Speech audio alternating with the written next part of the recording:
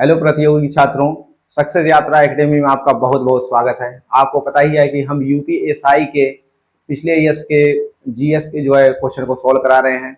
आप हमसे जुड़ें और कमेंट करें, शेयर भी करें और सब्सक्राइब भी करें। देखें, आर्थिक सहयोग और विकास संगठन के अनुसार आर्थिक सहयोग और विकास संगठन के अनुसार किसी निवेश को विदेशी प्रत्यक्ष निवेश यानी एफडीआई मानने के लिए एफडीआई विदेशी प्रत्यक्ष निवेश मानने के लिए कितना प्रतिशत तय किया गया है, कितना प्रतिशत तय किया गया, यानी कितना निवेश कम से कम होना चाहिए कि इसको जो है एफडीआई माना जा सकता है। तो यहाँ पर देखिए 25% है, 35%, 15% और 10%। तो न्यूनतम जो है ये 10% है। ठीक है, कम से कम 10% जो है विदेशी निवेश होना चाहिए, तो ही इसको जो एफडीआई के रूप में जो है निर्धारित किया जा सकता है। और आर्थिक सहयोग और विकास संगठन की स्थापना 1961 में की गई थी। 1961 में इसकी स्थापना की गई थी। ये अंतरराष्ट्रीय संगठन है। दूसरा देखें, 1834 में ब्रिटिश भारत के प्रथम विधि आयोग 1834 में ब्रिटिश भारत के प्रथम विधि आयोग की अध्यक्षता किसने की थी? ठीक है, Lord Macaulay, Henry Derozio, Lord Dalhousie, Jonathan Duncan. तो प्रथम विधि आयोग के जो अध्यक्ष थे वो लॉर्ड मैकाले थे। लॉर्ड मैकाले इसके प्रथम अध्यक्ष थे। तो आपका आंसर हो जाएगा ए, लॉर्ड मैकाले। किस संवैधानिक संशोधन ने पिछड़े वर्गों के लिए राष्ट्रीय आयोग का संवैधानिक दर्जा दिया? पिछड़े वर्गों के लिए राष्ट्रीय आयोग का दर्जा दिया गया। 78वां संविधान संशोधन, 102वां संविधान संशोधन या 85वां संविधान संशोधन या 100वां संविधान संशोधन। यहाँ पर देखें कि 100वां संविधान संशोधन ये जो है ये भारत और बांग्लादेश के बीच सीमा के बंटवारे से संबंधित है। भारत और उसके बीच जो है, जबकि 85वां संविधान संशोधन ये SC ST के लिए पदोन्नति में आरक्षण से संबंधित है। सरकारी सेवाओं में पदोन्नति के आरक्षण से संबंधित है। ठीक है, जबकि देखें 78वां संविधान संशोधन ये भारतीय संविधान की 9वीं अनुसूची में संशोधन से संबंधित है। 9वीं सूची में संशोधन से संबंधित है।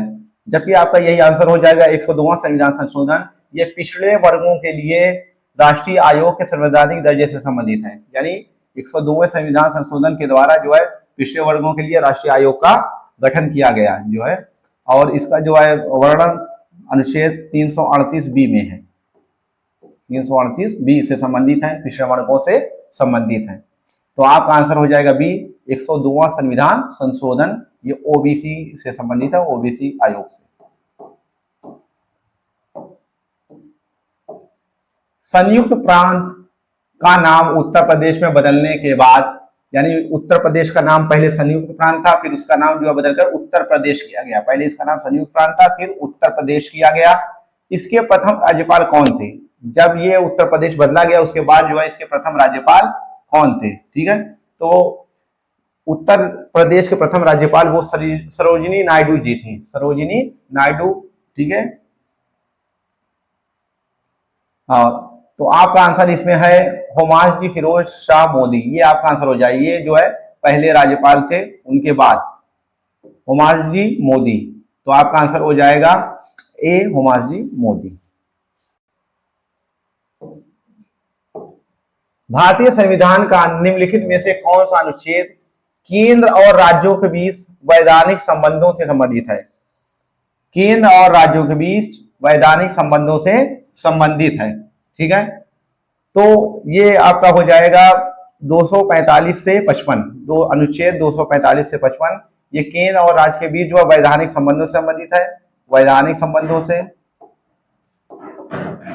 ठीक है, केंद्र और राज्यों के बीच 245 से 255 और 256 से 263 ये प्रशासनिक संबंधों से संबंधित है। केंद्र और राज्य के बीच प्रशासनिक संबंधों से ये संबंधित है। ठीक है, जबकि अनुच्छेद 268 से 93 ये वित्तीय संबंधों से संबंधित है। केंद्र और राज्य के बीच वित्तीय संबंध। ठीक है, तो ये आपका हो गया 245 से 55 वैधानिक संबंध, ठीक है। 56 से 63 प्रशासनिक संबंध और 268 से 93 वित्तीय संबंध केंद्र और राज्यों के मध्य जो देखें। अनुच्छेद 300 से 310, अनुच्छेद 300 से 310 ये यूनियन यानी जो है केंद्र के और राज्यों के कर्मचारियों की सेवा और शर्तों से संबंधित है, ठीक है। केंद्र और राज्यों के कर्मचारियों की सेवा शर्तें, कर्मचारी की सेवा शर्तों से संबंधित है। तो आपको पूछ रहा है केंद्र और राज्यों के बीच वैधानिक संबंध, तो ये हो जाएगा वैधानिक संबंध होता है 245 से 255 के बीच, तो आपका आंसर हो जाएगा डी। निम्नलिखित में से कौन सा भारतीय संविधान की राज्य सूची में, भारतीय संविधान की राज्य सूची में मौजूद विषयों में से एक है? अंतरराज्य संगरोध, बीमा, जनगणना। यहां पर जो है अंतरराज्य संगरोध, ठीक है, ये केंद्र की सूची में है, बीमा भी और जनगणना भी, जबकि पुलिस और साफ सफाई, कृषि, ये सब राज्य सूची में आते हैं। स्वास्थ्य ये सब स्टेट की लिस्ट में आते हैं। पुलिस, स्वास्थ्य आपका हो गया, पुलिस, स्वास्थ्य, कृषि आपका हो गया और साफ सफाई हो गया, ये सब स्टेट सूची में आते हैं। तो आपका आंसर हो जाएगा डी, पुलिस। भारत के लिए अंतर निर्दिष्ट भविष्य में स्वतंत्र उपनिवेश के अस्पष्ट प्रस्ताव की घोषणा किसने की थी? स्वतंत्र उपनिवेश के अस्पष्ट प्रस्ताव की घोषणा किसने की थी? तो इसकी जो है घोषणा की थी लॉर्ड इरविन ने। लॉर्ड इरविन ने इसकी स्थापना की थी, ठीक है। और इनका कार्यकाल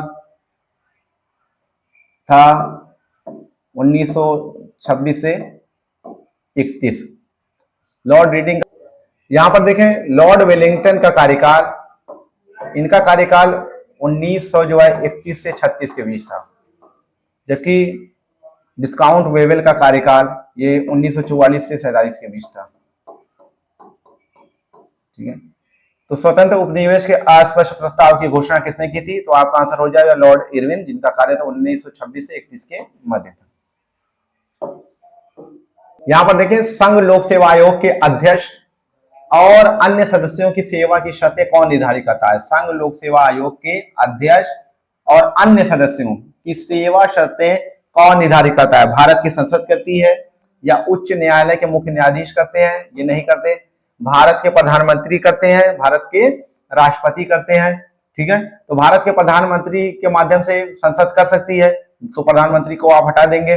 संसद कर सकती है या भारत के राष्ट्रपति कर सकते हैं, इन्हीं दोनों में हो सकता है। तो भारत के राष्ट्रपति करते हैं। आपको पता है कि अनुच्छेद 315 में संघ लोक सेवा आयोग से संबंधित प्रावधान दिए गए हैं। वहीं 318 में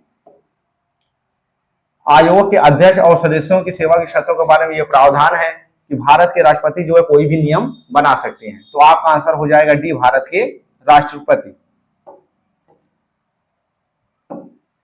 भारत के राष्ट्रपति।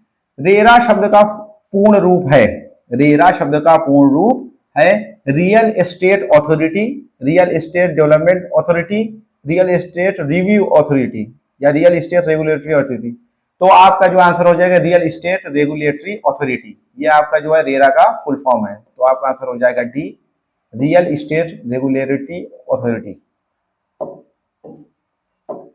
नीति आयोग किस वर्ष में योजना आयोग, नीति आयोग किस वर्ष में योजना आयोग के उत्तरवर्ती के रूप में स्थापित हुआ? यानी उसको हटाकर जो है नीति आयोग को कब लाया गया, ये आपसे पूछा जा रहा है। तो 2004 में, 2010 में, 2001 में, 2015 में। ये हमारे प्रधानमंत्री नरेंद्र मोदी के आने के बाद जो है इसको लागू किया गया, यानी 2015 में इसकी स्थापना की गई, जिसका फुल फॉर्म है national institute for transforming India, जिसे नीति आयोग कहते हैं। National institute for transforming India NITI Aayog 2015 में इसकी स्थापना की गई। तो आपका आंसर हो जाएगा डी, 2015। भारतीय संविधान की उद्देशिका में, उद्देशिका यानी प्रस्तावना में अब तक कितनी बार संशोधन किया गया? भारतीय संविधान की प्रस्तावना में अब तक कितनी बार संशोधन किया गया है? तो एक बार ही संशोधन किया गया। आपका आंसर हो जाएगा सी, एक बार ही संशोधन किया गया है। ये 42वें संविधान संशोधन द्वारा 1976 में किया गया था, जिसमें जो है 3 शब्द जोड़े गए थे। ठीक है, तो आपका आंसर हो जाएगा सी। निम्नलिखित में से कौन से विटामिन की कमी से रतौंधी रोग हो जाता है, जो मानव में पूर्ण दृष्टिहीनता का कारण बन सकता है? यानी आप कोई अगर जो है विटामिन ए की जो है लगातार कमी हो रही है किसी में, तो पूर्ण रूप से अंधा भी हो सकता है। तो हो जाएगा ये विटामिन ए, इसका आंसर हो जाएगा विटामिन ए। विटामिन ए की कमी से रतौंधी या पूर्ण दृष्टिहीनता हो सकती है, जबकि विटामिन सी की कमी से स्कर्वी, विटामिन डी की कमी से रिकेट्स नामक जो है रोग हो जाता है, जबकि विटामिन ई की कमी से जो है ये जो है जनन क्षमता में कमी आ जाती है, जनन क्षमता में कमी आती है विटामिन ई की कमी से। तो आपका आंसर हो जाएगा बी, विटामिन ए। कौन सी फसल जिसे गोल्डन फाइबर के रूप में भी जाना जाता है, नायलॉन द्वारा प्रतिस्थापित किया जा रहा है? ठीक है, यानी इसका स्थान अब जो है नायलॉन ले रहा है।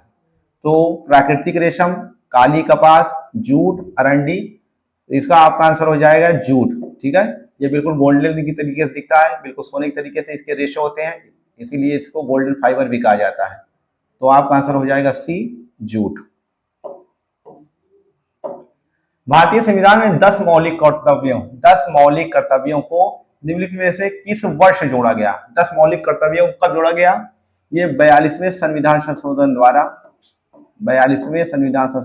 1976 द्वारा इसको जोड़ा गया, और ये स्वर्ण सिंह समिति की अनुशंसा के यानी सिफारिश के आधार पर जोड़ा गया।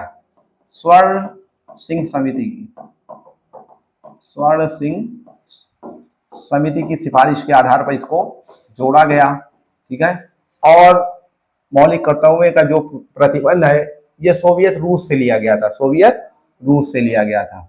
ठीक है, तो आपका आंसर हो जाएगा 42वें संविधान संशोधन 1976, आंसर हो जाएगा आपका बी।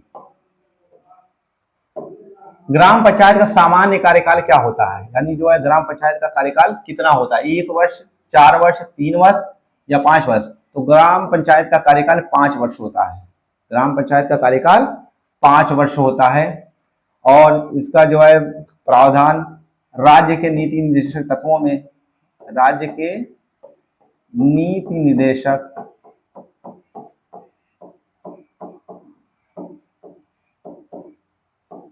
तत्वों में अनुच्छेद 40 में किया गया है। अनुच्छेद 40 में किया गया है।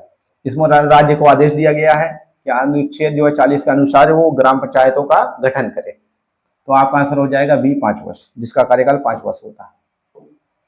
किसी व्यक्ति द्वारा दिया गया दान आयकर अधिनियम 1961 के तहत कटौती योग्य है? किस धारा के तहत कटौती योग्य है? यदि कोई व्यक्ति दान करता है तो किस धारा के तहत कटौती योग्य है? धारा 80E, धारा 80D, धारा 80C या धारा 80G? ये आपके लिए होमवर्क है सभी जो है प्रतियोगी छात्रों के लिए। आप कमेंट सेक्शन में बताएं कि इसका आंसर क्या होगा, और हमसे जुड़े, हमको सब्सक्राइब करें और आगे की सीरीज देखने के लिए हमसे जुड़े। थैंक यू, धन्यवाद।